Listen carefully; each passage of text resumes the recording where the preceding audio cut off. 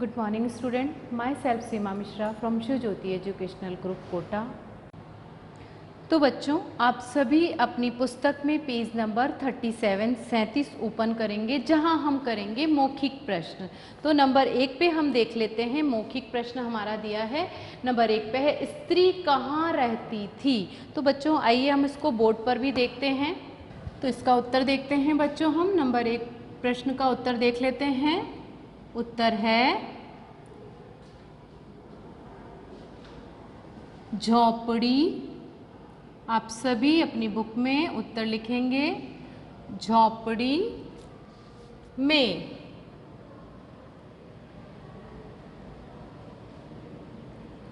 तो यहाँ प्रश्न नंबर 1 का उत्तर हमने लिखा है झोपड़ी में। प्रश्न नंबर 2, स्त्री के कितने बच्चे थे। तो बच्चों इसको भी बोर्ड पे देख लेते हैं। तो आप सब ने पाठ पढ़ा है, तो हमने देखा था स्त्री के कितने बच्चे थे, 2। तो आगे देखते हैं बच्चों हम। तो प्रश्न नंबर 3 देखते हैं बच्चों हम। पेड़ पर कौन आकर बैठा। तो इसका उत्तर है हंस।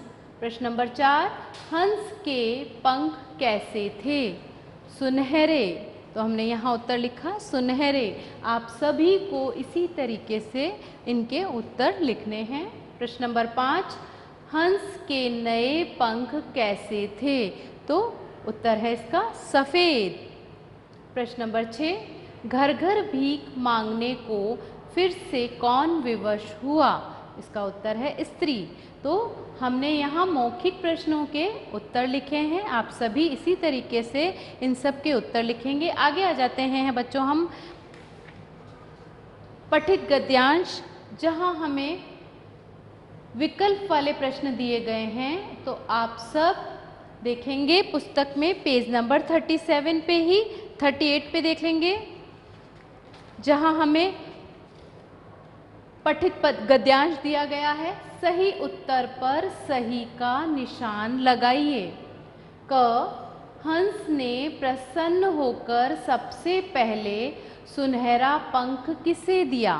इसका उत्तर है यहाँ हमें 3 ऑप्शन दिए गए हैं, विकल्प दिए गए हैं। नंबर 1 पे है स्त्री को, नंबर 2 पे है लड़की को, और नंबर 3 पे है लड़के को। तो सही उत्तर हमने चुना, यहाँ आया लड़की को, और यहाँ हमने सही का निशान लगाया। ख, धनी होकर स्त्री के मन में कौन सी भावना आ गई। तो यहाँ 3 विकल्प दिए गए हैं। पहले नंबर पे है लालच की, नंबर 2 पे है गुस्से की, और नंबर 3 पे है दया की। तो इसका सही उत्तर है लालच की। ग, स्त्री को सुनहरे पंख किस बात के लिए मिले थे। यहाँ पर भी 3 विकल्प दिए गए हैं। नंबर 1 पे है दया के लिए, नंबर 2 पे है परोपकार के लिए, और नंबर 3 जिसमें 1 और 2 दोनों ही कार्य के लिए बताया है, 1 व दोनों। तो यहाँ दोनों ही बात सही है, दया के लिए और परोपकार के लिए। तो यहाँ 3 पे हमने सही का निशान लगाया। घ, लालच करने के कारण स्त्री पुनः क्या हो गई। तो यहाँ 3 विकल्प दिए हैं। नंबर 1 पे है धनी, नंबर 2 पे है निर्धन, और नंबर 3 पे है अपंग। तो सही उत्तर है यहाँ पर निर्धन। आगे चलते हैं बच्चों हम। अब हम देखेंगे किसने किससे कहा। तो आप यहाँ देख रहे हैं किसने किससे कहा। क में दिया है माँ बहुत भूख लग रही है। तो ये किसने कहा और किससे कहा। यहाँ आपको लाइन दी गई है जहाँ आपको लिखना है किसने कहा। तो यहाँ हम देखते हैं किसने कहा, माँ बहुत भूख लग रही है, लड़की ने। और किससे कहा, स्त्री से। ख, अद्भुत पक्षी किसने कहा, स्त्री ने। और किससे कहा, लड़के से। ग, नहीं नहीं, सारे नहीं, रुको किसने कहा, हंस ने।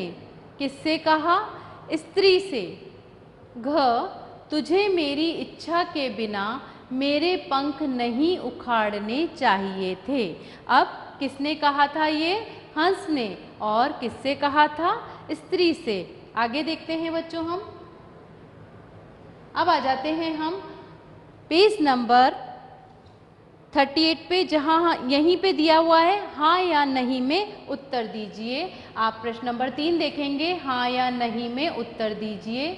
क निर्धन स्त्री झोंपड़ी में अपने 2 बच्चों के साथ रहती थी, तो ये सही है, हमने यहाँ हाँ लिखा।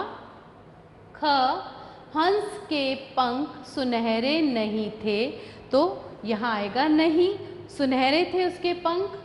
ग हंस प्रतिदिन स्त्री को एक सुनहरा पंख देता था, सही थी ये बात, तो यहाँ लिखेंगे हम हाँ। घ हमें लालच करना चाहिए, तो ये गलत है, तो यहाँ हमने लिखा नहीं, हमें लालच नहीं करना चाहिए। अब आ जाइए बच्चों पेज नंबर 39 पर, जहाँ हमें प्रश्न नंबर 3 दिया है, सही शब्द चुनकर खाली स्थान में भरिए। यहाँ आपको 2 शब्द दिए गए हैं, इसमें से सही शब्द का हमें चुनाव करना है और उसे यहाँ पर रिक्त स्थान में लिखना है। तो हम देखते हैं क में, स्त्री झोंपड़ी में गई गए, सही शब्द है गई, तो हमने यहाँ लिखा गई। ख लड़की ने हंस को पानी पिलाई पिलाया, तो सही शब्द है पिलाया, तो यहाँ पर हमने लिखा पिलाया। ग हंस ने स्त्री को सुनहरे पंख दिए दी, सही शब्द का चुनाव किया, तो यहाँ आया दिए।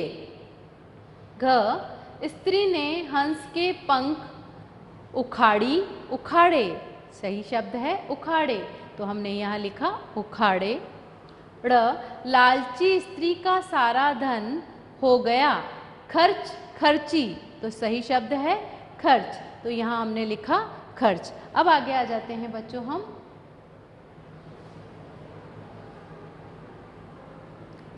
कॉपी वर्क पर। तो आप सबको देखना है कॉपी वर्क, जहाँ हमें साइड में रेड मार्जिन करनी है, टॉप पे भी यहाँ पर करनी है। रेड पेंसिल से आप मार्जिन करेंगे।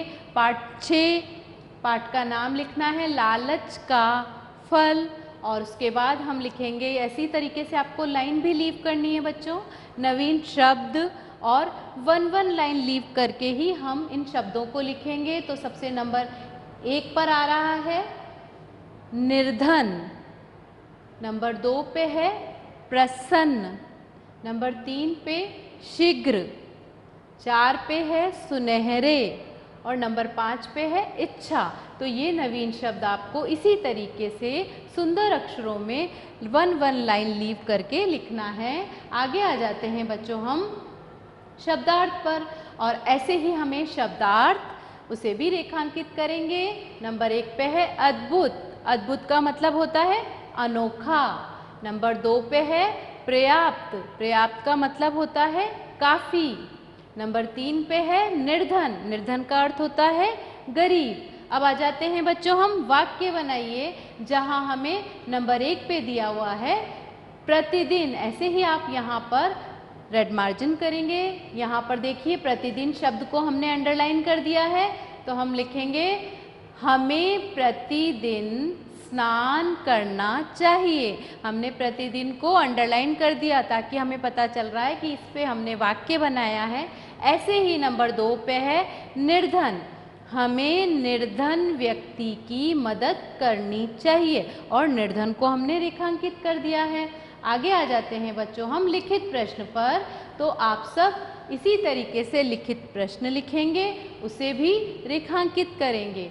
प्रश्न नंबर 1 है धनी होने के बाद लालची स्त्री क्या सोचने लगी।